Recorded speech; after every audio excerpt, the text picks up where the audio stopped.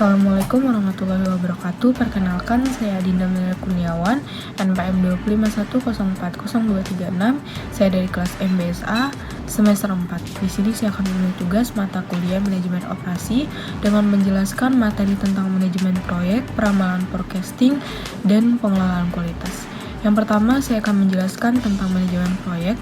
Definisi dari manajemen proyek tersebut adalah salah satu cara yang ditawarkan untuk maksud pengelolaan suatu proyek, yaitu suatu metode pengelolaan yang dikembangkan secara ilmiah dan intensif sejak pertengahan abad ke-20 untuk menghadapi kegiatan khusus yang berbentuk proyek. Manajemen proyek meliputi proses perencanaan, planning, kegiatan pengaturan atau organizing, pelaksanaan dan pengendalian, controlling. Proses perencanaan, pengaturan, pelaksanaan, dan pengendalian tersebut dikenal dengan proses manajemen. Lalu ada sasaran utama dalam manajemen proyek. Yang pertama ada pengembangan dan penyelesaian sebuah proyek dalam budget yang telah ditentukan, jangka waktu yang telah ditetapkan, dan kualitas bangunan proyek sesuai dengan spesifikasi teknik yang telah dirumuskan. Lalu yang kedua, bagi kontraktor yang benefit, yaitu untuk mengembangkan reputasi akan kualitas pekerjaannya atau workmanship, serta mempertahankannya. Ketiga, menciptakan organisasi di kantor pusat maupun di lapangan yang menjamin beroperasinya pekerjaan proyek secara kelompok, teamwork. Yang keempat, ada menciptakan iklim kerja yang mendukung baik dari segi sarana, kondisi kerja, keselamatan kerja, dan komunikasi timbal balik yang terbuka antara atasan dan bawahan. Yang kelima, menjaga keselarasan hubungan antara sesamanya sehingga orang yang bekerja akan didorong untuk memberikan yang terbaik dari kemampuan dan keahlian mereka. Lalu ada kegiatan-kegiatan dalam manajemen proyek, ada identifikasi objek yang akan dikelola, konsep pengelolaan yang akan dipakai, area ilmu manajemen proyek, PMBOK, metode, teknik, dan prosedur, dan aplikasi konsep manajemen proyek pada praktek penyelenggaraan operasional proyek. Ruang lingkup proyek. 1. Menentukan waktu dimulainya proyek. 2. Perencanaan lingkup dari proyek yang akan dikerjakan. 3. Pendefinisian dari ruang lingkup proyek. Dan yang terakhir ada verifikasi proyek dan kontrol atas perubahan yang mungkin saja terjadi ketika proyek tersebut dimulai. Ada 6 tahapan manajemen proyek. Ada pendefinisian proyek, yaitu mendefinisikan tujuan proyek dan faktor-faktor yang harus dipertimbangkan agar proyek yang dilaksanakan tersebut berhasil dan dengan kualitas yang diinginkan. Yang kedua ada inisialisasi proyek, yaitu perencanaan awal terhadap sumber daya yang akan digunakan sebelum proyek dimulai. Lalu ada perencanaan proyek, yaitu menguraikan dengan jelas bagaimana sebuah proyek harus dijalankan. Lalu ada pelaksanaan proyek, yaitu melakukan pekerjaan agar proyek yang dimaksud tersebut berhasil sesuai dengan keinginan. Lalu ada pemantauan dan pengendalian proyek, yaitu pengambilan langkah-langkah yang diperlukan sehingga pengoperasian proyek berjalan dengan lancar. Lalu ada penutupan proyek, yaitu menerima hasil akhir dari proyek dan menghentikan semua penggunaan sumber daya.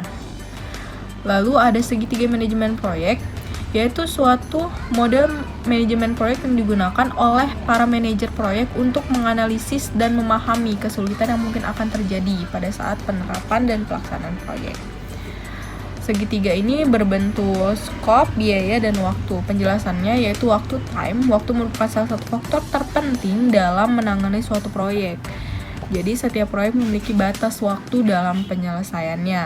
Ada yang memerlukan waktu panjang dan ada juga yang memerlukan waktu pendek. Lalu ada biaya atau cost.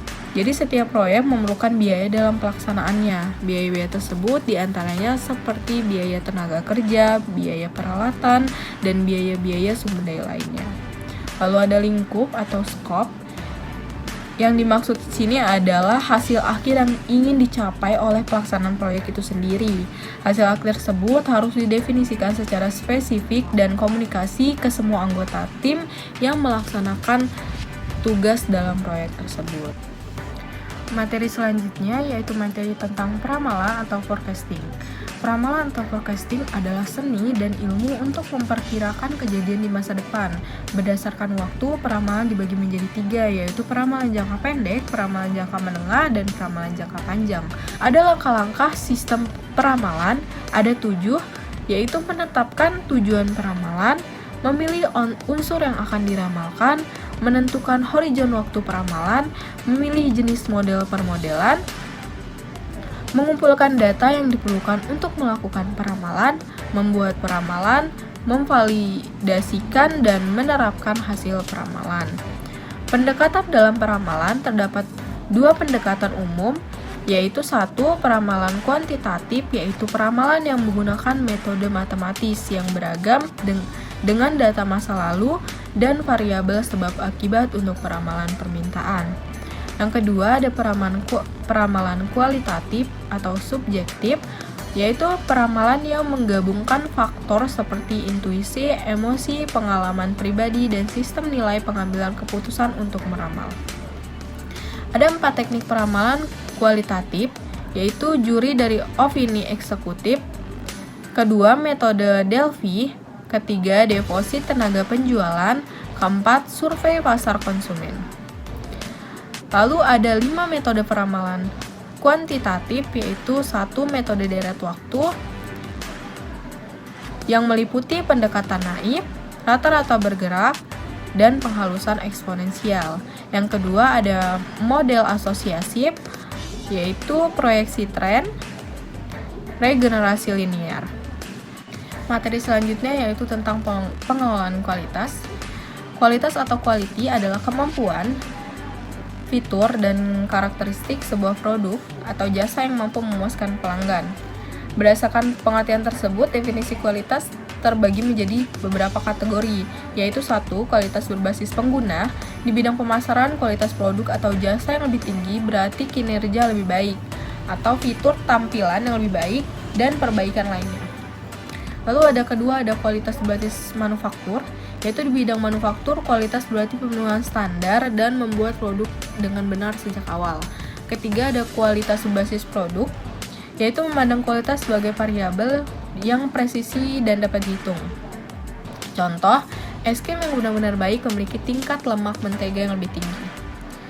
Lalu ada tabel cara-cara kualitas meningkatkan keuntungan. Kualitas yang meningkat jika penjualan meningkat melalui 1. Respon yang lebih baik, 2. Harga yang fleksibel, dan 3. Reputasi yang lebih baik. Lalu keuntungan yang meningkat jika pengurangan biaya melalui 1. Produktivitas yang meningkat, biaya reward dan scrap yang lebih rendah, dan terakhir ada biaya garansi yang lebih rendah. Selanjutnya ada kualitas dan strategi. Kualitas merupakan obat kuat untuk memperbaiki operasi. Pengelolaan kualitas membantu membangun strategi, diferensiasi, biaya rendah, dan respon cepat dan sukses. Kualitas adalah faktor penentu keberhasilan atau critical success factor (CSF) bagi perusahaan. Selanjutnya ada pengaruh kualitas. Ada 3 penyebab kualitas itu penting. 1. Reputasi perusahaan, 2. Kehandalan produk, 3. Keterlibatan global. Lalu ada biaya kualitas. 4 kategori utama biaya dikaitkan dengan kualitas yang disebut biaya kualitas atau cost of quality (COQ). 1. Biaya pencegahan, biaya yang terkait dengan mengurangi kemungkinan komponen atau jasa mengalami kerusakan. Contohnya pelatihan, program peningkatan kualitas. Yang kedua ada biaya penaksiran, yaitu biaya yang dikaitkan dengan proses evaluasi produk, proses komponen, dan jasa. Contohnya biaya pengujian, laboratorium, dan pemeriksaan. Yang ketiga ada kegagalan internal, yaitu biaya yang dikaitkan oleh proses produksi komponen atau jasa yang rusak sebelum diantarkan ke pelanggan. Contohnya rework, scrap, dan waktu tunggu akibat mesin rusak.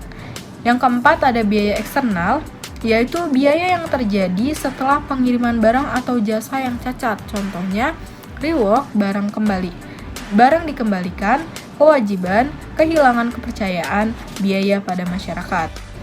Mungkin itu saja yang dapat saya sampaikan. Semoga bermanfaat.